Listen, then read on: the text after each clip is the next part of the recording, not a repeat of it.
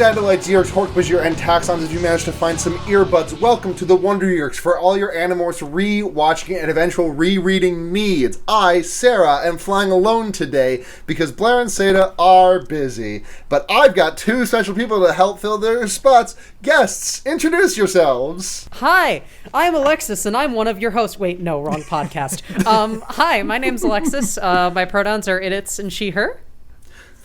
I'm Kaylee, my pronouns are she, her, and we're here from Setting the Record Queer. It's time to set the record queer. What if you found an Escafil device? Gonna lie, I know we just watched an episode. I don't know what an Escafil device is. That's really, honestly, completely fine. It's not mentioned by name or seen anywhere outside of the intro in the episode that we just watched. But let's talk a little bit about. Tell us about Setting the Record Queer. I've mentioned this crossover episode coming a couple of times on previous episodes. But tell us about the podcast. Yeah, so we do a little cool podcast called Setting the Record Queer. It's every 2 weeks, and on each episode we interview a different queer guest about whatever it is that they do with their life. So whether that be a hobby, a passion, a pursuit, professional engagement, whatever it is, some interesting and cool thing that they do. A propensity for rewatch podcasts. I mean, yeah, potentially we could have someone on for, say, variety podcasting. Like whatever that may be. And yeah, well, we could talk about that. So yeah, this is sort of like a crossover episode. We're gonna be kind of flipping the script and interviewing Sara about podcasting for our episode that's gonna release on January 1st. Yeah, ring in the new year with me, motherfuckers. Honestly, couldn't think of a better way to do it. Straight up, because you never swear. This is my podcast, but I still felt the need to ask: am I allowed to swear on this podcast? It's your podcast. Why are you asking us? I know. Alexi never swears. Look, I'm just pure and innocent, okay? Yeah. Yes, please change the rules of your own podcast for us. Thanks. But so, because I didn't want to have to make them sit down and read one of the books out of sequence or go back and read the first book, I thought it was Lexi's suggestion, actually, but its suggestion was to just throw us into an episode at random and just see where the fucking chips fall. Because you may remember, from a very deep cut, Lexi and Kaylee have been on an episode before, so this guest spot is not unprecedented. Because oh yeah, we were. Yes, if you remember back to early February, so it would have been the first episode released in February, I think. It was the one with I think Oatmeal Crimes is the name of the episode. Yeah, there was something about oatmeal. Yes. When I went up to Canada and Seda met me there and we had our in-person podcast, Kaylee and Lexi were the two people on the bed next to the hotel bed next to mine, and they were just shouting in for their input based on what they had seen of the show. And it was the episode where they threw water balloons filled with oatmeal into a pool. Yep. That sure is... That's what happened. Honest, didn't actually watch the episode. I was watching. I was not understanding. That's very fair. Even for someone who reads the books, like a lot is going on here. But so, what do you two know anything about Animorphs? I know they turn into animals. What I want right now is a comprehensive listicle of all of the top 10 things you know about Animorphs. Okay, so number one, we'll take turns. We'll take into turns. Animals. Yes, okay, that's a good number one. All right, Kaylee, your go. Number two, there is a PlayStation 2 game that is bad, but is still better than it has any right to be. Oh, Animorphs Shattered Realities. When will we get an HD remaster of you? Crash Bandicoot, Spyro the Dragon, Animorphs Shattered Realities. All right, come on, we got to get top 10. Alexis, all right, 3. Number 3, there's also a bunch of other Animorphs games, and they're actually bad. Number 4, Animorphs starts with the letter A. So that's not where we're dropping off. Lexi, do you have anything else to add besides letters in the name of Animorphs? Number 5, I know there's a lot of books. 54 plus bonuses, 54 numbered books, and then about 12 extras. I said that like there was going to be more, but there isn't. So Kaylee, go. Number 6, Johnny in the video game To the Moon references Animorphs on a few occasions. Okay. Number 6, or number, you just did number 6. I'm on number 7. Number 7, the covers of Animorphs books sure are a thing. They are in fact a thing. Those books, you know what? I can't disagree. Those books do have covers. Number 8. Number 8. Animorphs is filmed in Canada. Okay, yep, I told you that one. Yeah, but you didn't say it on the podcast. True. 9. Number 9. The Animorphs books were adapted into a TV show. Got him. All right, Kaylee, bring it home. Number 10. The last letter Animorphs is S. Wait, what are all the letters in between? I don't know. So these two did not have much of very comprehensive. They did not have the comprehensive understanding of Animorphs that I possessed going into this episode and going into every episode of this podcast. Which one of us? Which one of those positions would you say is the better one to be in? For enjoying this episode? For just living your life. Honestly, I think Animorphs, the books, are like really, really good, so I'm in the much better position here. All right, well, there you have it. They're bite-sized, you can pound them out in like 45 minutes if you want to, and they're like really good books. Really intricately plumbing the depths of what exactly are the true horrors of war, the true casualties. Well, dang. Yeah, it's really like at the end within the first book, a character says the words of "Don't let them take me alive," and these are teenagers. These are 14-year-olds. Oh. Yeah. Kaylee, say the word "oh." Oh. Thank you. That's also a letter in Animorphs. Yay! So we watched the I believe 17th episode of the Animorphs television series called Not My Problem. The brief synopsis on Wikipedia goes as such. When Jake succumbs to the pressures of being the Animorphs' leader, the Elemist appears and grants him the wish. However, in the alternate reality, everyone but Tobias is infested by the Yeerks, and Tobias must carefully plot his next move to avoid the same fate. Shares similarities to Megamorphs Back to Before, although that book came out after the episode. I can't believe Animorphs is ripping off Animorphs. Yeah, absolutely wild for that one. Okay, so what was the name of that like Force Ghost dude again who looked like The the guy Elemist. from Modern Family? The Elemist. The Elemist, of course, yeah. So this episode starts with everyone like mobbing mobbing Jake at his locker, being like, "Hey Jake, let's hang out after school. Hey bro, let's play some video games. I'm gonna beat your ass at Space Blaster McFuck 5." Oh, that's my favorite video game. Right up there with Animorphs Shattered Reality.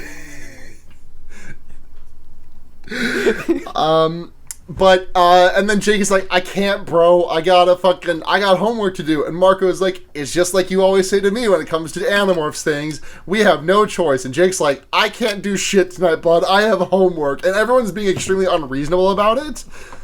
Like, he goes home and his brother, who is a member of the sharing, and also a controller. Also, please stop me anytime you don't know what the fuck I just said. I don't know what these are, but I don't care, so. Okay, I do care. Please roll it back. Okay, rolling it back. Jake is the leader of the Animorphs. Do you know what the Animorphs are? Okay, let me think. Okay, yeah, I think I get that one. Those are those things that start with the letter A. Got it in one. So you know what the Animorphs are. Jake is the leader of the Animorphs. The small man with the black hair is Marco. He is the funny guy. He is the sidekick. Rachel is the blonde girl. That is his cousin, and Marco kind of has a crush on her, but I'm pretty sure it's just like a beard thing because Marco is extremely gay in the books. No one in the books is straight, if I'm being perfectly honest. Good. Yeah. Okay, so we got that. Tom is Jake's older brother, who is very good at basketball. He knows how to take it straight to the hoop, no problem, dunks any day of the week. And has no other character traits. No, he has other character traits, but his main other character trait is that he is a controller, which means that they have a Yeerk in their head. Do you know what a Yeerk is? Nope. Besides the name of this podcast. All right. I know they're the weird slug things, and yes. they're the bad guys. Yes, the Yeerks are a race of parasitic slug creatures who crawl into the ears of other races and wrap themselves around their brain and fully control them like a fucking mech. Okay, And that's hardcore as heck, and I love it. yeah, it's real Invasion of the Body Snatchers type shit. Except for you are fully aware of what your snatched body is doing while you have been body snatched.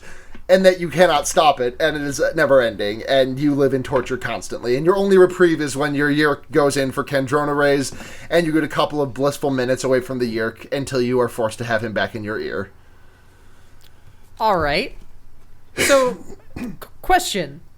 Answer. Is there a reason that the opposition force of the Yeerks needs to be a bunch of people who turn into animals? Could they not use, like, I don't know, guns? I mean, who's going to supply guns? Okay, that's fair. This goes all the way to the top. You think you think there aren't people? You think there aren't cop controllers? You think there aren't military controllers? They have no one that they can trust except themselves. The reason that it shook out like this is because one night when they were going home from school, the 5 kids of Marco, Jake, Tobias, Rachel, and Cassie cut through a construction site. There was an alien ship that crashed, and some fucking dying blue horse scorpion centaur man, whose name was Prince Elfangor, gave them the Escathil device, and they all put their hands on it, and then they can turn into animals to fight the Yeerks. And it's literally the only thing standing that is separating the Earth from total domination by the Yeerks. Okay. I'm just gonna take it on faith. I don't need to ask why. I want to. I mean, that's kind of the point of this episode, though, isn't it? To ask why? Yeah, but that doesn't mean I wanna. Yeah. Fair enough. Where'd we leave off? Controllers, and then you said one other word before we rolled it back. The brother was a controller and a something else. A member of the Sharing. The Sharing being the front organization one of many fronts that the Yeerks have, where it's like, hey, come join our cool co-ed teen hangout space. We go to the beach, we have parties, we go to clubs called like the Spider, what the fuck ever. But then actually when you join the club, they just put a slug in your brain. I mean, that sounds like my definition of a good time, so sounds great. So that's like a thing, is that like the main character's brother is like a baddie. Yes, the main character's brother is a baddie. And do they just live together? Like all the time? Yeah, I mean they've got no way because this is all like happening via like all of the things that happen in this series happen via pretty much like guerrilla warfare, if you'll pardon the pun. Like it's a lot of like sneak and strike and don't let yourself be seen.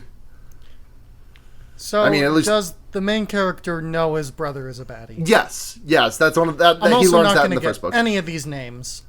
His name is Jake. I don't care. So they just live like this. Like they don't do anything about it. Yeah, it's real like damn bitch you live like this energies. Can you not just like pour salt in their ear or something? No, it's like wait, Kaylee, if you poured salt in your ear, would it reach your brain? I don't know. Maybe if there's a slug. I really can't argue that.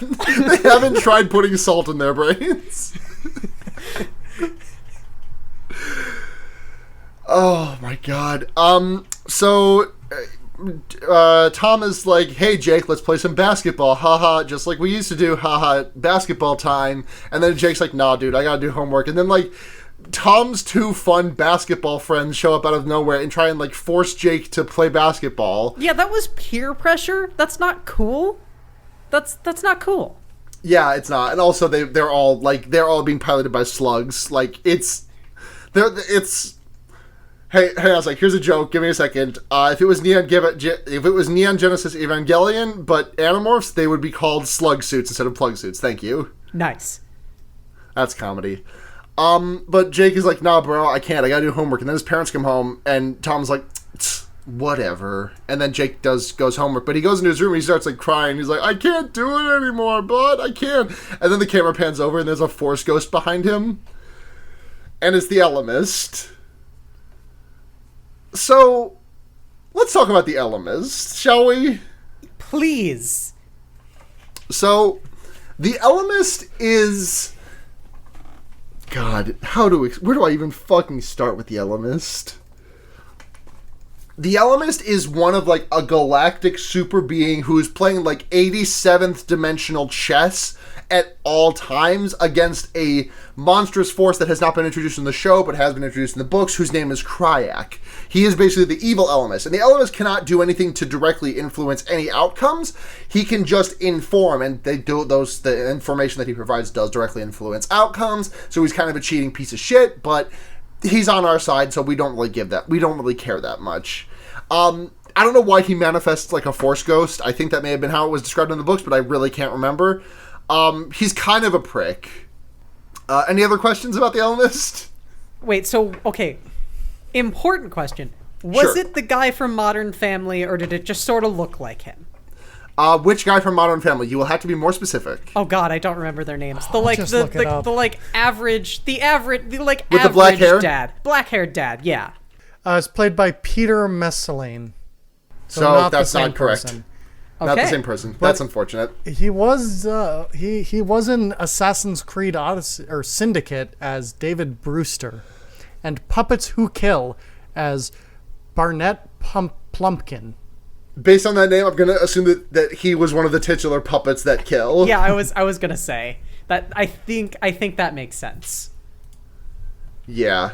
But so Isn't a the bunch Elemist is. Sorry, this is I'll stop reading his IMDb page now. The Elemist is like, as you wish, so may it be, and like the color inverts, and then Jake it's an alternate timeline, and so this is some real It's a Wonderful Life ass shit, except for Jake is there. And Jake is like having a good haha time with his brother Tom, and Jake's like, hey Tom, you gotta study for the entrance exams, which entrance exams, very weird phrasing that I wouldn't have caught if you two hadn't caught on. I mean, it sounds like anime. Yeah, It does sound extremely that's anime. exactly what it sounds like. Because anywhere in America, or Canada for that matter, you would probably have someone saying, oh, I've got to study for the SATs. Or like the college applications. Like, Or there's the ACTs or whatever. Yeah. Who says entrance exams? Entrance exams implies that the schools are doing the exams like, oh, you want to get into Dartmouth? Like, take the Dartmouth exam. Oh, okay. I couldn't get into Back up like Dartmouth. 5 seconds in the episode. I want to talk a little bit more about that color inverting effect. Sure. Like, Looked okay, they're great, supposed right? to make it look like this, like, dramatic flash and change the world, except it's literally just inverting the color. Every time I see someone do that in a show or whatever, I always think of Yu-Gi-Oh! Because Yu-Gi-Oh! Did it every 5 freaking seconds. And it's just like, okay, you inverted the colors, and that's supposed to be, like, this big world-bending thing, and you inverted the colors. You are not wrong. Okay, I just wanted to point... Had to say your piece out. on that one, huh? Yes. It's very important. All right. So what comes up next? There was like the super like over dramatic scene at the lockers. Yes, the overdramatic scene at the locker where what happens in the overdramatic scene at the lockers? Are you talking about the stare down? Because that's a couple minutes later. I don't remember. All right. So what happens next is that Jake goes to school and he operates like it's a normal day, except for Tobias, who's not a bird this time. Tobias is a Nothlit in the regular universe, which means that someone who's stayed in their morph for more than 2 hours and cannot morph out. He is stuck as a red-tailed hawk in that universe. But in this one, he's still just a human boy, and he's stalking Rachel. You know, I kind of like- preferred the other universe by that description, but go on. The universe where he is just a bird? Yeah. Just a Yeah, good Tobias- just a good wholesome bird boy instead of a stalker, you know? Yeah, he's a burb. He's a borb. Is he a borb? No, he's not a borb. He's just a burb. That's okay. I love him anyways. Yeah. He's not he is a stalker, but he's mainly just concerned about a very real thing that he has stumbled upon, which is that the Yeerks are real and taking over everything. And he just, he tells that to Rachel in the middle of chemistry class when everyone is just, playing around with water with food dye in it. Yeah, it was like they were all in chemistry class and, It has been far too long and I don't remember the names of chemistry equipment, but they were all doing completely different things. Yep. Yeah. It's just like, I mean, that's just how, like, chemistry class, like, if you wanted to show someone learning in school, chemistry was the way to do it. And if you needed people to talk to them, chemistry class, that's the ultimate way. But then Tobias is just like, yeah, I heard about some fucking, I think there's some body snatcher shit going on. Like, look at that girl over there who's been staring at us for 5 minutes. She used to be crude and tell funny jokes, and she told wacky jokes last week, but now she's all quiet. I don't know. Anyways, I'm gonna go now. My name's Tobias. Bye. That's my Tobias impression. How do you think? Well, it was certainly of better audio quality than the recording we watched. This is true. I mean, that might have been the upload, though. Well, yeah. I mean, it might have been the upload, might have been the fact that it was a very shoestring budget from 1999. Either way. They really did operate on the principle of get it in one take. Yeah. Tobias is, not Tobias, Jake, like, invites everyone around to a party at the sharing at the Spider's Den, I think? It was something about a spider. Yeah. And then everyone's invited. Everybody's going to have a good time at the spider party. And then Tom gets up on stage like, hey, everyone, welcome to the Spider's Ball. We got this place till midnight, so let's fucking party. Yeah. Okay. Pause. Stop. Take 5. A bunch of teenagers just, like, rented a club. Yep, they can do that. Well, that's not a thing you do. I mean, in a pre-9/11 world, I think it could have been. I mean, I guess how do teenagers afford that? Yeah, I was more thinking from a monetary standpoint. Bitcoin. What year was this made in? I don't think Bitcoin was a thing. This was made in 1999, just when Bitcoin was happening. Yeah, I'm sure you could make a lot of money off of Bitcoin in 99. Uh-huh. It was far easier to destroy the environment in 99. Okay. I don't know about that. Okay, sure. They just all had a bunch of money and rented a club. Totally normal. Yep. Yeah, I mean, they just rented a club, and, like, no parent is, like, concerned about this. Like, hey, can we let kids go to a party that's hosted by themselves? Is there gonna be, like, beer? And no one seems to give a shit. No one's concerned. There's no, like, adult or, like, club personnel at the club. I guess the only club people at the club are the people who are in the club. Don't you know? I mean, I guess they also just had either, like, all of their own, like, DJing and music equipment, or the club just let them use their expensive club equipment. I mean, maybe there's like maybe Baby Skrillex was in the sharing. You know, maybe. How old is Skrillex? Is Skrillex Canadian? I don't know. I think Canadian. Maybe. Let's find out. Skrillex is from Los Angeles, California. Well, I mean, California, Canada, basically the same place? It's the same place. Open your eyes, sheeple. You have been living a lie. Canada and California are actually connected by a very thin strip of land on the backside of Oregon and Washington. So that means that you can that means that California is actually a part of Canada. Open your eyes, teach the controversy. Realize. Yep. Exactly that. That was exactly what was going through my head. I'm glad we're so in sync. So Marco shows up to like walks up to Rachel and is like, "Hey, Rach, I'm cool and confident now. I'm not gonna be weird and jokesy and kind of horny sometimes. I'm just gonna be a cool, suave guy. Rachel, keep your ears open." Like, wink, wink, like a yerk for a yerk spot. Wink, wink, Rachel. Wink. I don't even know. The acting was just... It was something. And then Rachel's just like, yeah, cool, Marco. Bye.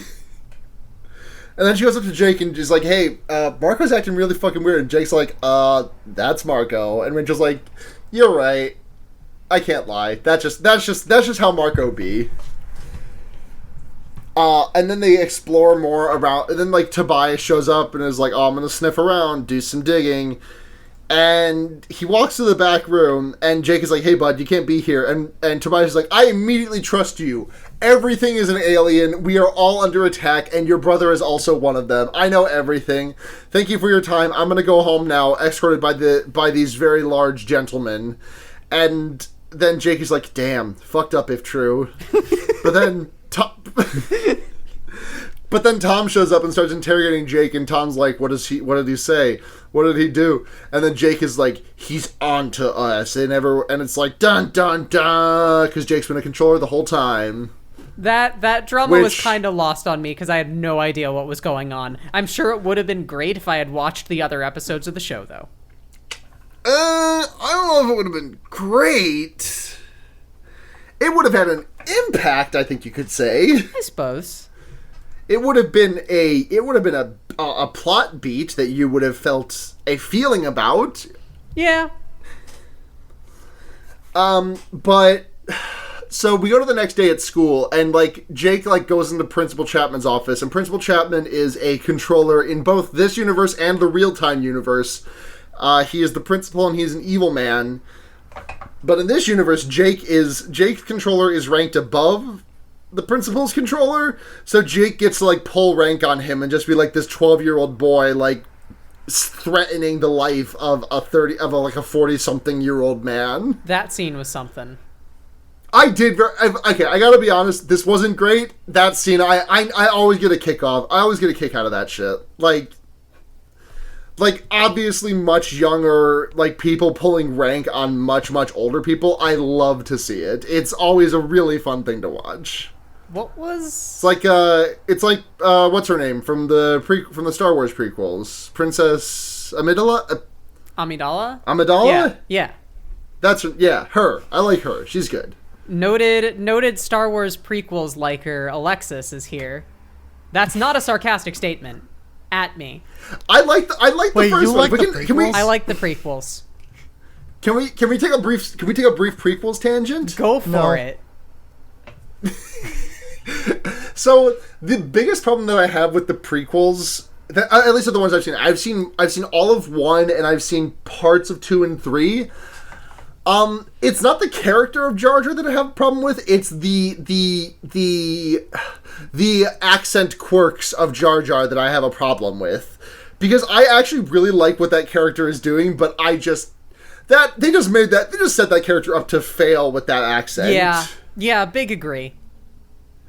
Like, just like everything about that character is really interesting, and also like the thing about action movies is that more of them need to have slapstick moments in their fights, and Jar Jar was that. Like, he's like at the big fight in the battlefield at the end when he's just like fucking Charlie Chaplining his entire ass around, like just like dangling from tanks and swinging every which way and just punching the shit out of people on accident. It's really fucking funny, and it's genuinely good. Yeah, I would wholeheartedly agree. I have strong feelings on this matter, especially with the recent prevalence of the Marvel Cinematic Universe movies, where, okay, Guardians of the Galaxy was successful, so now literally every movie we're ever going to make is going to be exactly like Guardians of the Galaxy.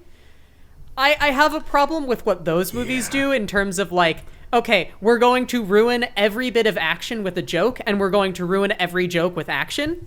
But if you actually balance the two well, then it works.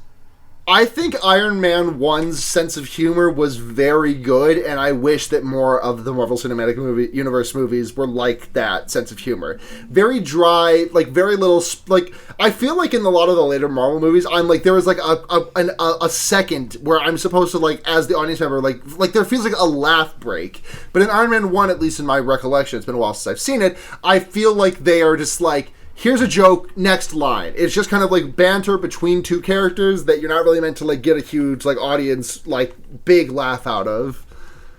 But that's just my humble onion. Thank you. All I'll say is that after seeing Into the Spider-Verse, I am just never gonna see an MCU movie again. They're just not worth it. Anyways, we could get back to Animorphs if you want now. I have a feeling that my Twitter account has already been reported into oblivion and deleted, and that Kaylee has already packed up all her belongings in the other room to leave me forever because I said I liked the prequels, so we might as well move on. The thing is that the MCU is a hot take, possibly, but I don't like it. Like, I like maybe 5 movies in the MCU. Okay, like, my opinions. I'm even more... I hate those movies than most people. Like, the good MCU... Yeah, I was so bored during Thor Ragnarok. Which everyone else liked, but I just... And then we went to go see Ant-Man and the Wasp for some bizarre reason. Well, we went to go see Solo, but we got there too late to watch Solo, so we wound up seeing Ant-Man and the Wasp, which was the most boring 2 hours of my entire life. Oh my gosh, how do you make a car chase so boring? The only good scene in Ant-Man and the Wasp was the one where the dad Ant-Man was like playing pretend superhero with his daughter at the beginning. That was good and pure. Everything else about that movie was super lame. Yeah, we super saw that. Not good. Excuse me. We saw that scene at the beginning, and I was watching. It's like, this is our protagonist, just good dad who does a bunch for his daughter. This is great, and like this is going to be a great movie, and then it's like, oh hey, it's sarcastic Marvel man. Yep. The only good MCU movies, and I am perfectly open to having my mind changed about this. Please feel free to at me, because this is not something that I'm setting down in stone. I cannot say the same of my co-podcasters here, but the only good ones to me are Black Panther, Spider-Man: Homecoming, Winter Soldier, and I don't remember another one that I liked. I haven't seen. I only saw one of those. all or most of them. Black Panther was excellent. Spider-Man was excellent. I love Spider-Man to death, and I will defend him with my life. Was really good. I mean, Spider-Verse was on a whole nother level. And then I liked Guardians of the Galaxy 1 a lot. Oh yeah, I liked Guardians 1. I am not going to comment on like the very early movies, like the very first Avengers and like the early movies in everyone's individual series, because I saw them like 4 or 5 years ago and I don't remember them. I think I do like Iron Man 1. I'd have to revisit it, but I think that I'd like Iron Man 1. But every other recent MCU movie I've seen, I couldn't get into it. I watched Hulk is my favorite Animorph. That's basically what he is. I watched Infinity War on a plane, and you know, I didn't get to watch the last like 30 or 40 minutes because the flight wasn't actually that long, and I don't really care. Damn. Big disrespect. Thanos will not be pleased. Comics are dumb, and turning them into movies makes them dumber. Now there's my hot take. Now see, you say that, but the thing is that the Spider-Verse is the most turning a comic into a movie that has ever been. Okay, real talk, I saw that movie, and then I had a conversation with one of my comic friends, and they like, I was like, well, they clearly made up 3 characters for the movie.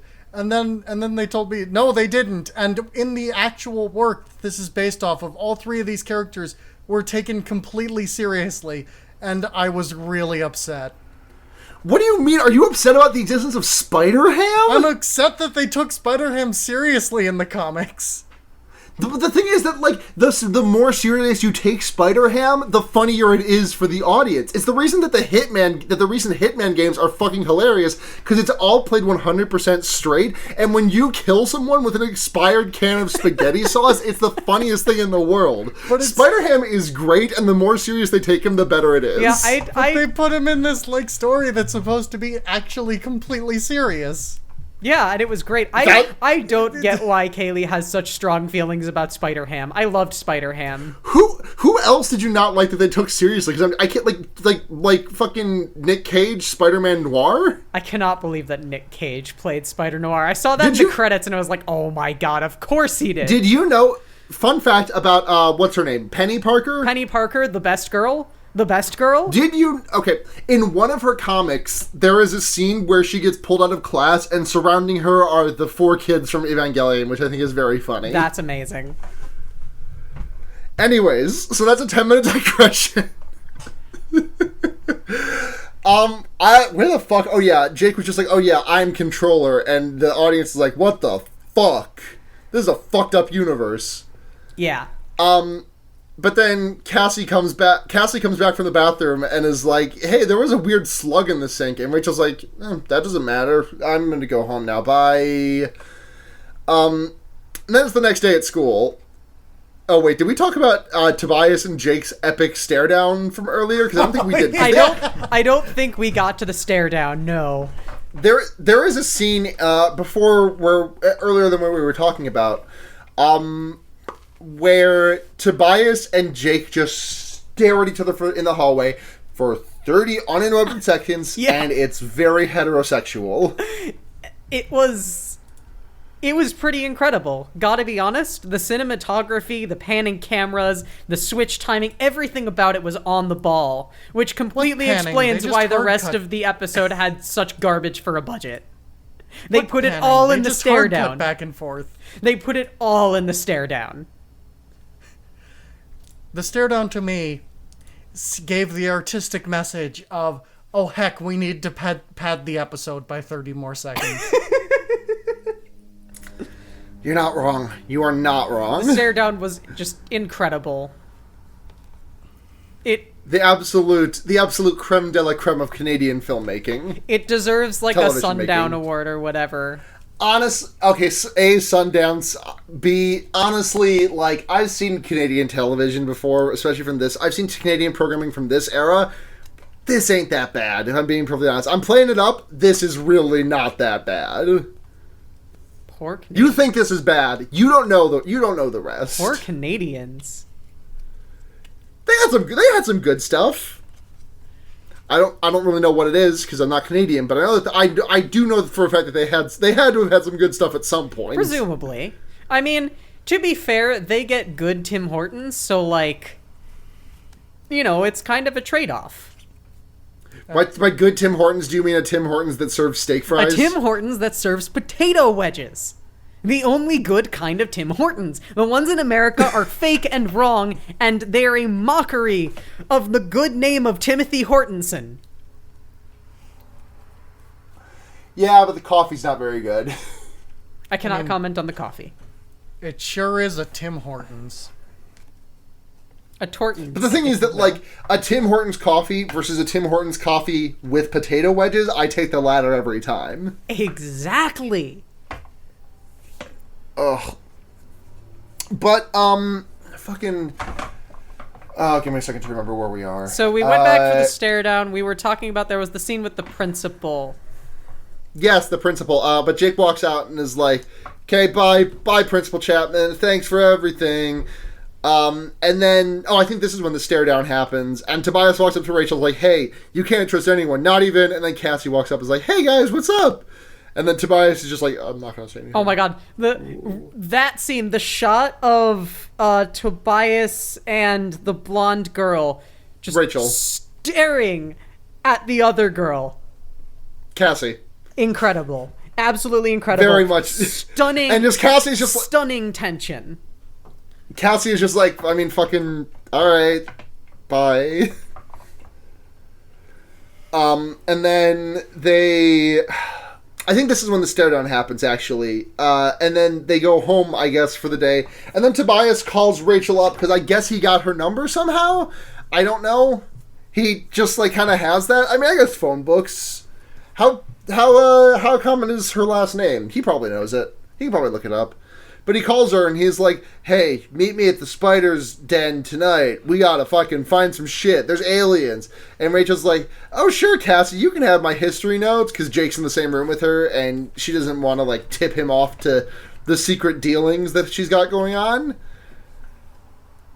But I guess, knowing the twist, she wanted Tobias to think that she wanted to keep everything secret from Jake, because she's a controller at this point. Spoiler alert. What? Sorry for spoilers in 5 minutes of later in the episode. But Rachel goes down to the fucking spider's den basement, and then Jake shows up and is like, Rachel, what are you doing here? And, like, knowing that both of them are controllers, like, this scene is playing out really weirdly, but I guess it's bait because then a lion shows up, and I think I'm 80% certain that they just play the Metro Goldwyn Mayer sound effect, and like then a lion jumps on screen, and Jake gets so scared that he pirouettes, bonks his head on a desk, and falls asleep. It was the performance delivery on that feint was, I mean, like you know how it's like, you know, a good performance doesn't look like a performance at all. You know, it just looks real. I couldn't even tell that they were trying.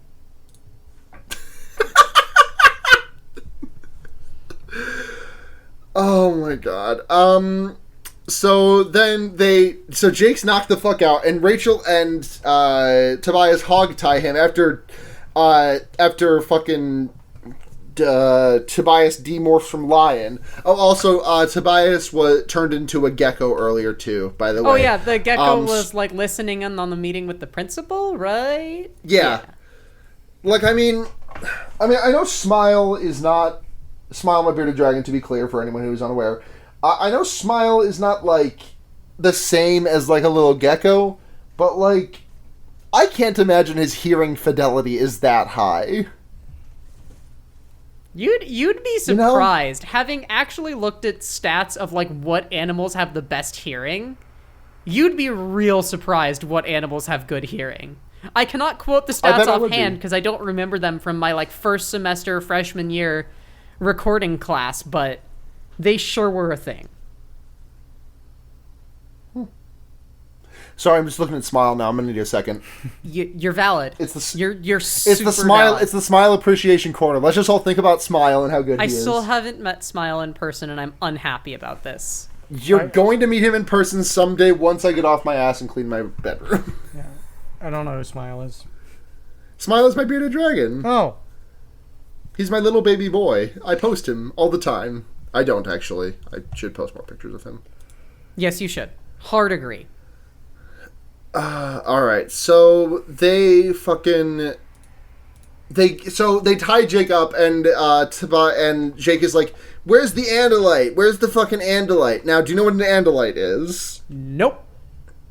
Okay, Andalite is the blue centaur with a scorpion tail with stalk eyes and no mouth race that gave the Animorphs the power to morph into animals. Prince Elfangor was an Andalite. Axe, who you meet very briefly at the end of the episode, is an Andalite.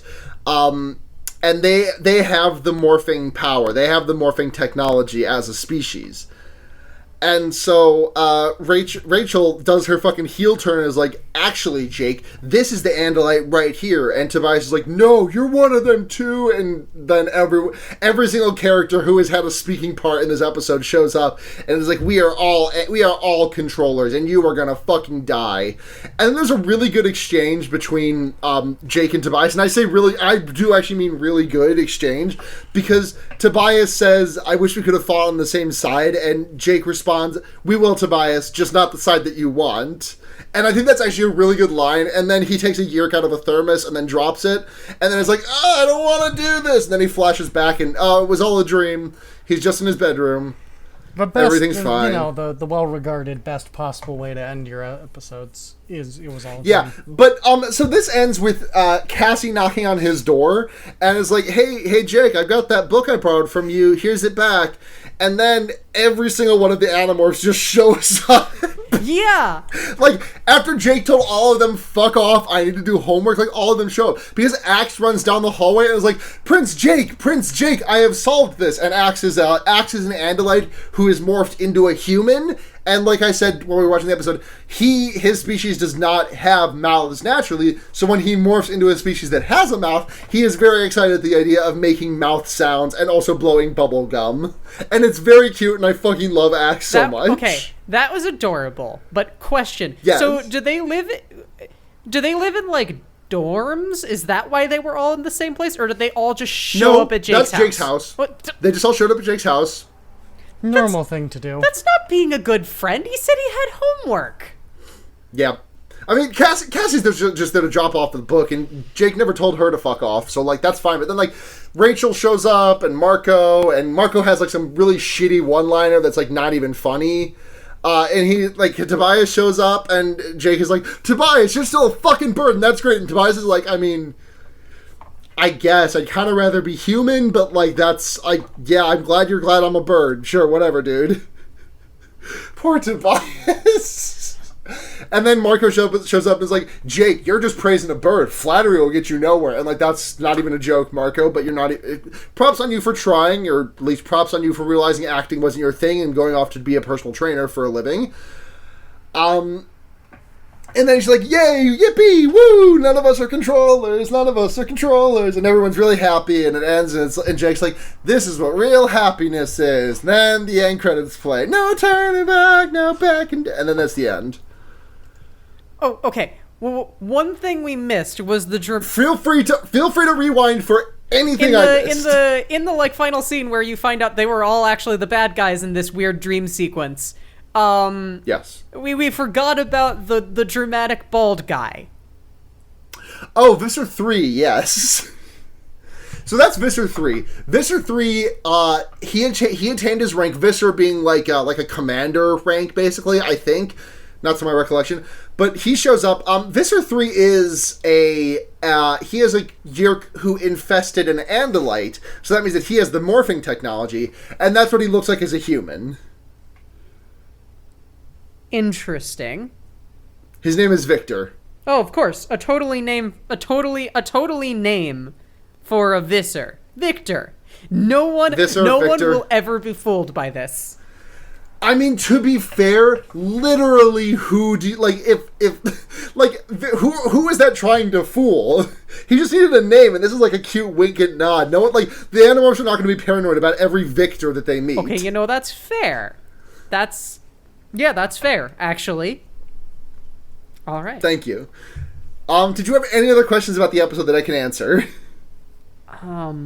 What happened in it? Alright, so, it starts with... No, never mind. One thing, I don't know why, it doesn't even matter how hard you try. Anyone? Nope. God damn. I'm surprised Kaylee didn't at least get that one. I can't believe neither of you know the tried and true history of Linkin Park. I'm going to cut that out because it's an unfunny joke because neither of you got it. I do know like 2 Linkin Park songs. Why do you think I know? You don't know in the end. Nope. Really? Nope. That's surprising. I know who know 2 Linkin Park songs, and I am willing to go on record and say this. The 2 that I knew were from one of the Michael Bay Transformers movies. Huh. Well, I used to be a very different person in like middle school.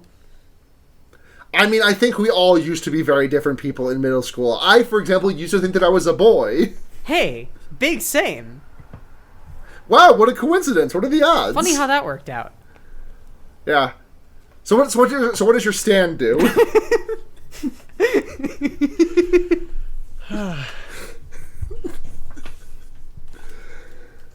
Yeah, I think covered everything from the episode. Okay. Kaylee, any questions before we move on to audience questions? No. Okay. Let's move on from whatever this was. I have so many questions that I also just have no questions. Feel free to ask them as they come. We still got like 10 minutes left until we hit like our average recording length for one of the TV episodes. I feel like most of the other people on this podcast can contribute things about Animorphs is the thing. I mean, there's a reason Kaylee and I do an interview show. It's because we're completely uninteresting people and need other people to talk about cool things. Didn't we do an episode where we interviewed ourselves? I'm doing the biggest thinking emoji that I possibly can right now. I hope you know that.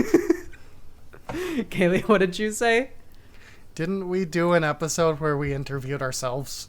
Oh, yeah. That's true. Good call.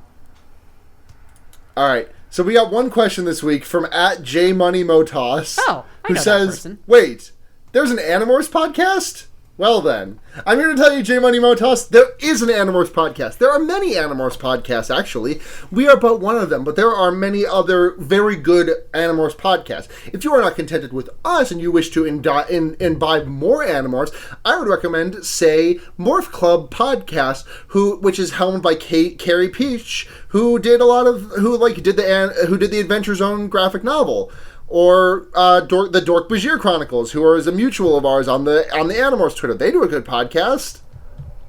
I question the effectiveness of answering this question on the podcast, because in order to hear the answer, JMM has to actually listen to the podcast, thereby proving that there's an Animorphs podcast. Surprise! This wasn't an Animorphs podcast. It was a trick. Give us your credit card. I mean, as we all know, it was a Star Wars prequels podcast.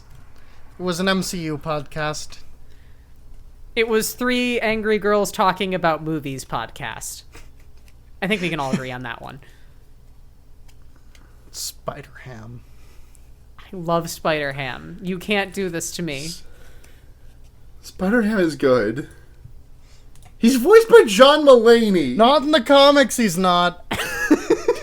He is, if you believe. He was great in the movie. I just don't want him to have existed in the comics. Why do you hate Spider-Ham so much? I don't understand. Because you have a serious story about men who dress like spiders, and you know what? Never mind. Oh my gosh. Spider-Ham was good, okay?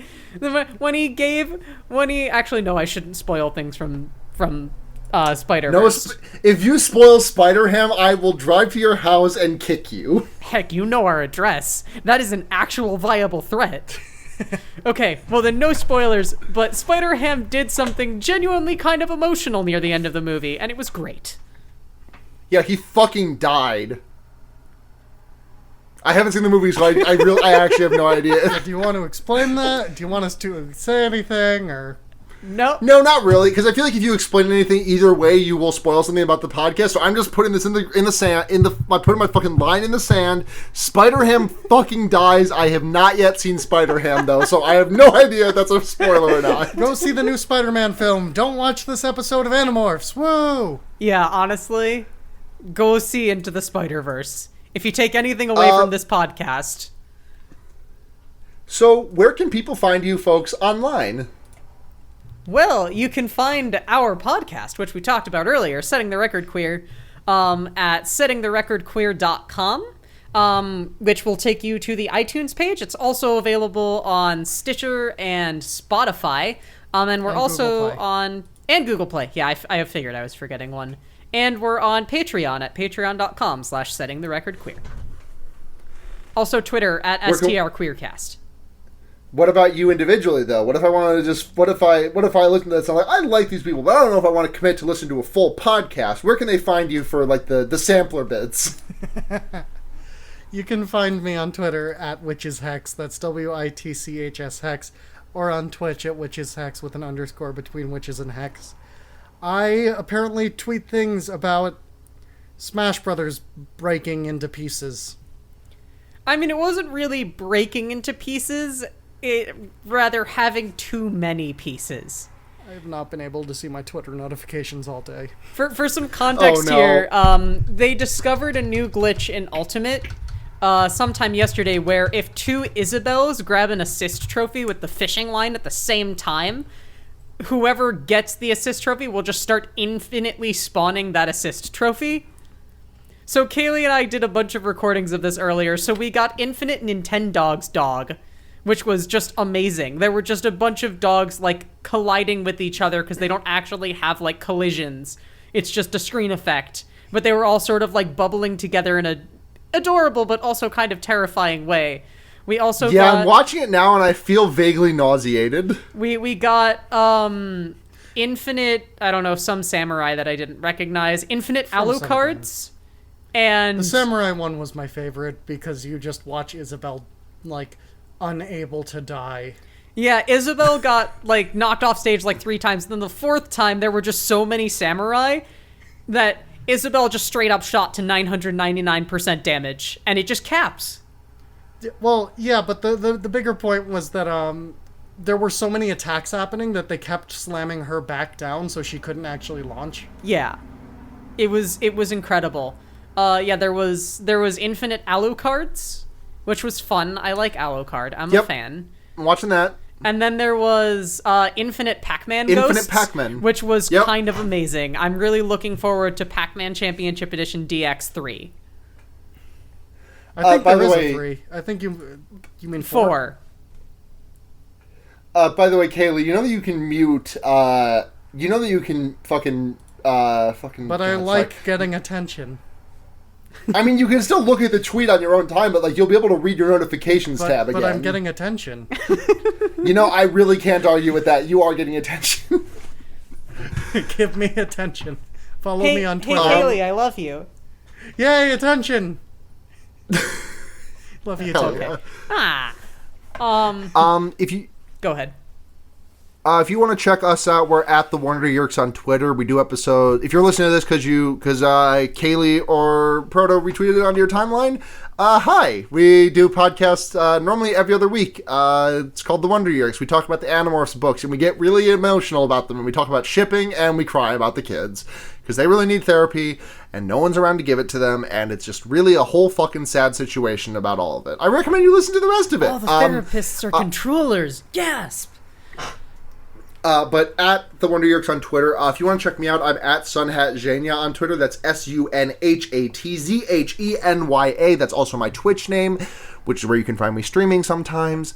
And check out this podcast, sister podcast, Fear Baiting, where one of the other normal hosts, Blair, and I talk about horror movies from queer idiot point of view. And also, I have a leftism podcast called Henry Kissinger's Pokemon Going to Die. It's a real blast. Check that one out too. But that's going to do it for this week's episode, this bonus episode of The Wonder Yerks. Thank you again so much to Kaylee and Alexis for joining me on this journey. The power level of this crossover is too high. Yep.